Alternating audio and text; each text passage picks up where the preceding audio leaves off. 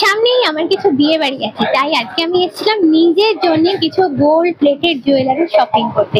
তো এত সুন্দর কালেকশনটা চোখে পড়ে গেল, তাই তোমাদের না দেখিয়ে পারলাম না, চটপট এটাকে ফ্রেমে বন্দি করে একটা রিল বানিয়ে প্রেজেন্ট করলাম তোমাদের সামনে।